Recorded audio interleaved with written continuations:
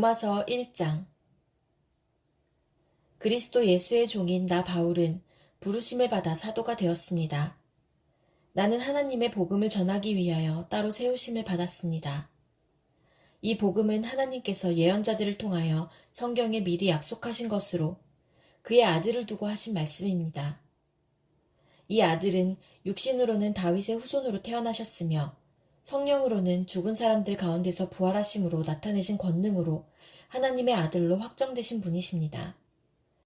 그는 곧 우리 주 예수 그리스도이십니다. 우리는 그를 통하여 은혜를 입어 사도의 직분을 받았습니다. 그것은 우리가 그 이름을 전하여 모든 민족이 믿고 순종하게 하려는 것입니다. 여러분도 그들 가운데 들어있어서 예수 그리스도의 부르심을 받은 사람이 되었습니다.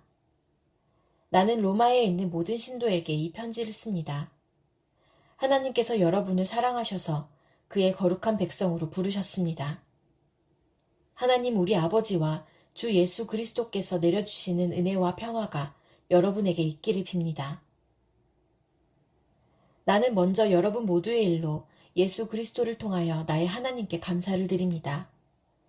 그것은 여러분의 믿음에 대한 소문이 온 세상에 퍼지고 있기 때문입니다. 하나님은 내가 그 아들의 복음을 전하는 일로 충심으로 섬기는 분이시기에 내 마음속을 알고 계십니다. 나는 기도할 때마다 언제나 여러분을 생각하며 어떻게 해서든지 하나님의 뜻으로 여러분에게로 갈 수 있는 좋은 길이 열리기를 간구하고 있습니다. 내가 여러분을 간절히 보고 싶어 하는 것은 여러분에게 신령한 은사를 좀 나누어 주어 여러분을 굳세게 하려고 하는 것입니다. 이것은 내가 여러분과 함께 지내면서 여러분과 내가 서로의 믿음으로 서로 격려를 받고자 하는 것입니다. 형제자매 여러분, 여러분은 이것을 아시기 바랍니다. 나는 여러분에게 가려고 여러 번 마음을 먹었으나 지금까지 길이 막혀서 뜻을 이루지 못하였습니다.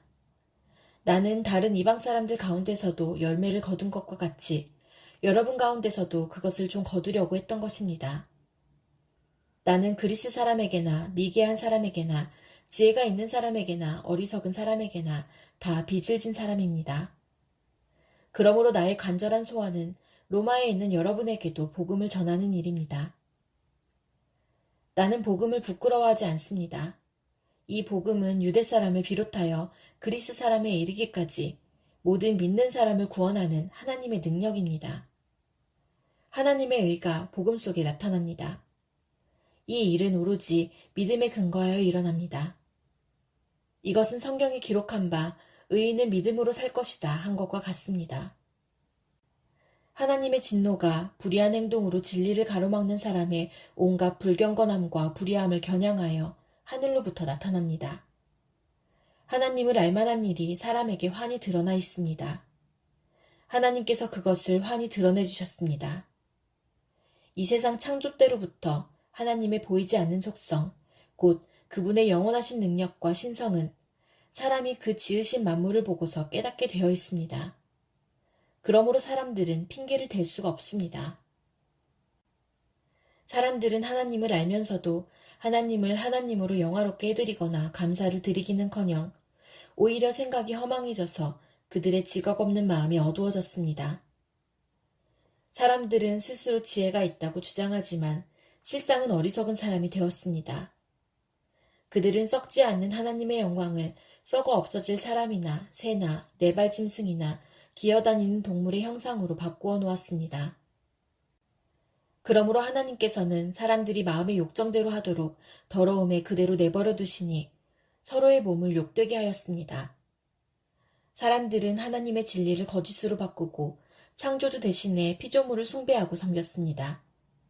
하나님은 영원히 찬송을 받으실 분이십니다. 아멘. 이런 까닭에 하나님께서는 사람들을 부끄러운 정욕에 내버려 두셨습니다. 여자들은 남자와의 바른 관계를 바르지 못한 관계로 바꾸고 또한 남자들도 이와 같이 여자와의 바른 관계를 버리고 서로 욕정에 불탔으며 남자가 남자와 더불어 부끄러운 짓을 하게 되었습니다. 그래서 그들은 그 잘못에 마땅한 대가를 스스로 받았습니다. 사람들이 하나님을 인정하기를 싫어하므로 하나님께서는 사람들을 타락한 마음 자리에 내버려 두셔서 해서는 안 될 일을 하도록 놓아두셨습니다. 사람들은 온갖 불의와 악행과 탐욕과 악의로 가득 차 있으며 시기와 살이와 분쟁과 사기와 적의로 가득 차 있으며 수군거리는 자요, 중상하는 자요, 하나님을 미워하는 자요, 불손한 자요, 오만한 자요, 자랑하는 자요, 악을 꾸미는 모략꾼이요, 부모를 거역하는 자요, 우매한 자요, 신의가 없는 자요, 무정한 자요, 무자비한 자입니다. 그들은 이와 같은 일을 하는 자들은 죽어야 마땅하다는 하나님의 공정한 법도를 알면서도 자기들만 이런 일을 하는 것이 아니라 이런 일을 저지르는 사람을 두둔하기까지 합니다. 로마서 2장. 그러므로 남을 심판하는 사람이여, 그대가 누구이든지 죄가 없다고 변명할 수 없습니다. 그대는 남을 심판하는 일로 결국 자기를 정죄하는 셈입니다. 남을 심판하는 그대도 똑같은 일을 하고 있기 때문입니다. 하나님이 심판이 이런 일을 하는 사람들에게 공정하게 내린다는 것을 우리는 압니다. 이런 일을 하는 사람들을 심판하면서 스스로 그런 일을 하는 사람이여, 그대는 하나님의 심판을 피할 수 있을 줄로 생각합니까? 아니면 하나님께서 인자하심을 베푸셔서 그대를 인도하여 회개하게 하신다는 것을 알지 못하고 오히려 하나님의 풍성하신 인자하심과 너그러우심과 오래 참으심을 업신여기는 것입니까? 그대는 완고하여 회개할 마음이 없으니 하나님의 공정한 심판이 나타날 진노의 날에 자기가 받을 진노를 스스로 쌓아 올리고 있는 것입니다. 하나님께서는 각 사람에게 그가 한 대로 갚아주실 것입니다. 참으면서 선한 일을 하여 영광과 존귀와 불멸의 것을 구하는 사람에게는 영원한 생명을 주시고, 이기심에 사로잡혀서 진리를 거스르고 불의를 따르는 사람에게는 진노와 분노를 쏟으실 것입니다. 악한 일을 하는 모든 사람에게는 먼저 유대 사람을 비롯하여 그리스 사람에게 이르기까지 환난과 고통을 주실 것이요, 선한 일을 하는 모든 사람에게는 먼저 유대 사람을 비롯하여 그리스 사람에 이르기까지 영광과 존귀와 평강을 내리실 것입니다. 하나님께서는 사람을 차별함이 없이 대하시기 때문입니다. 율법을 모르고 범죄한 사람은 율법과 상관없이 망할 것이요, 율법을 알고 범죄한 사람은 율법을 따라 심판을 받을 것입니다. 하나님 앞에서는 율법을 듣는 사람이 의로운 사람이 아닙니다. 오직 율법을 실천하는 사람이라야 의롭게 될 것이기 때문입니다. 율법을 가지지 않은 이방 사람이 사람의 본성을 따라 율법이 명하는 바를 행하면 그들은 율법을 가지고 있지 않아도 자기 자신이 자기에게 율법입니다. 그런 사람은 율법이 요구하는 일이 자기의 마음에 적혀 있음을 드러내 보입니다. 그들의 양심도 이 사실을 증언합니다. 그들의 생각들이 서로 고발하기도 하고 변호하기도 합니다.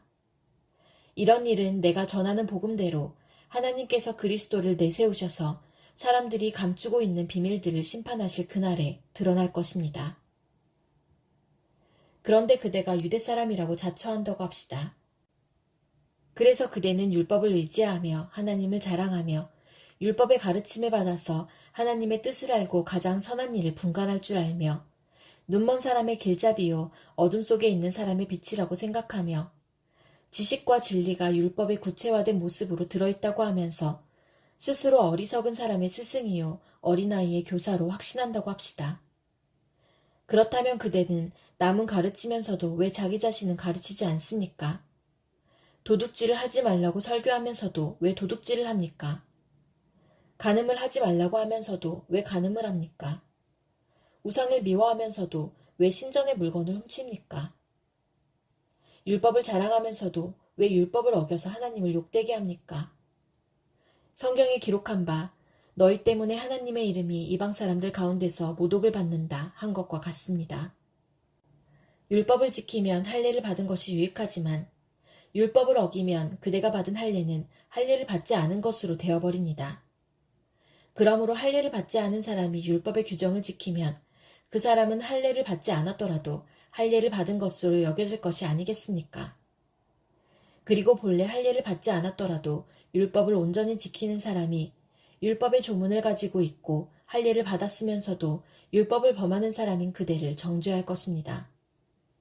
겉모양으로 유대 사람이라고 해서 유대 사람이 아니요 겉모양으로 살갗의 할례를 받았다고 해서 할례가 아닙니다. 오히려 속사람으로 유대사람이니가 유대사람이며 율법의 조문을 따라서 받는 할례가 아니라 성령으로 마음에 받는 할례가 참 할례입니다. 이런 사람은 사람에게서가 아니라 하나님에게서 칭찬을 받습니다.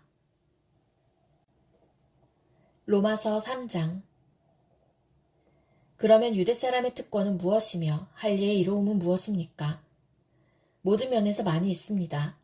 첫째는 그들이 하나님의 말씀을 맡았다는 것입니다. 그런데 그들 가운데서 얼마가 신실하지 못했다고 해서 무슨 일이라도 일어납니까?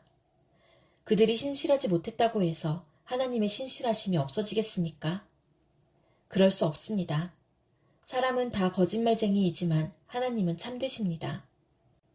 성경에 기록한 바 주님께서는 말씀하실 때에 의로우시다 인정을 받으시고 재판을 받으실 때에 주님께서 이기시려는 것입니다. 한 것과 같습니다.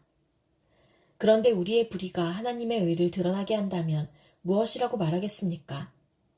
우리에게 진노를 내리시는 하나님이 불의하시다는 말입니까? 이것은 사람들이 말하는 방식으로 내가 말해본 것입니다. 절대로 그럴 수 없습니다. 만일 그렇다면 하나님께서 어떻게 세상을 심판하실 수 있겠습니까?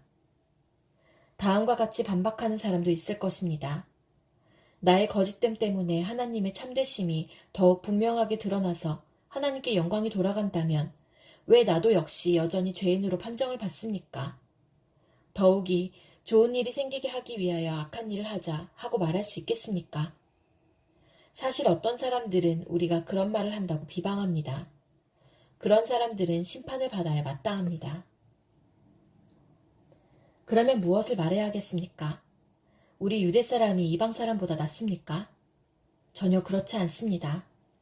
유대 사람이나 그리스 사람이나 다 같이 죄 아래에 있음을 우리가 이미 지적하였습니다. 성경에 이렇게 기록되어 있습니다. 의인은 없다. 한 사람도 없다. 깨닫는 사람도 없고 하나님을 찾는 사람도 없다. 모두가 곁길로 빠져서 쓸모가 없게 되었다. 선한 일을 하는 사람은 없다. 한 사람도 없다. 그들의 목구멍은 열린 무덤이다. 혀는 사람을 속인다. 입술에는 독사의 독이 있다. 입에는 저주와 독설이 가득 찼다. 발은 피를 흘리는 일에 빠르며 그들이 가는 길에는 파멸과 비참함이 있다. 그들은 평화의 길을 알지 못한다. 그들의 눈에는 하나님을 두려워하는 빛이 없다. 율법에 있는 모든 말씀이 율법 아래 사는 사람에게 말한 것임을 우리는 압니다. 그것은 모든 입을 막고 온 세상을 하나님 앞에서 유죄로 드러내려는 것입니다. 그러므로 율법의 행위로는 하나님 앞에서 의롭다고 인정받을 사람이 아무도 없습니다. 율법으로는 죄를 인식할 뿐입니다. 그러나 이제는 율법과는 상관없이 하나님의 의가 나타났습니다. 그것은 율법과 예언자들이 증언한 것입니다. 그런데 하나님의 의는 예수 그리스도를 믿는 믿음을 통하여 오는 것인데 모든 믿는 사람에게 미칩니다. 거기에는 아무 차별이 없습니다. 모든 사람이 죄를 범하였습니다.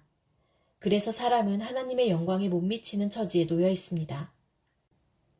그러나 사람은 그리스도 예수 안에서 얻는 구원으로 말미암아 하나님의 은혜로 값없이 의롭다는 선고를 받습니다. 하나님께서는 이 예수를 속죄 제물로 내주셨습니다. 그것은 그의 피를 믿을 때에 유효합니다. 하나님께서 이렇게 하신 것은 사람들이 이제까지 지은 죄를 너그럽게 보아주심으로써 자기의 의를 나타내시려는 것이었습니다. 하나님께서 오래 참으시다가 지금 이때에 자기의 의로우심을 나타내신 것은 하나님은 의로우신 분이시라는 것과 예수를 믿은 사람은 누구나 의롭다고 하신다는 것을 보여주시려는 것입니다. 그렇다면 사람이 자랑할 것이 어디에 있습니까?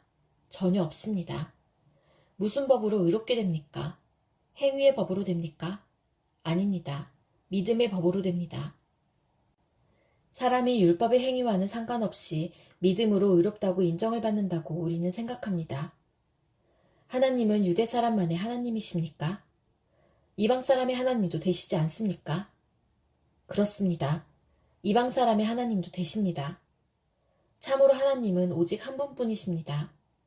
그러므로 하나님께서는 할례를 받은 사람도 믿음을 보시고 의롭다고 하시고 할례를 받지 않은 사람도 믿음을 보시고 의롭다고 하십니다.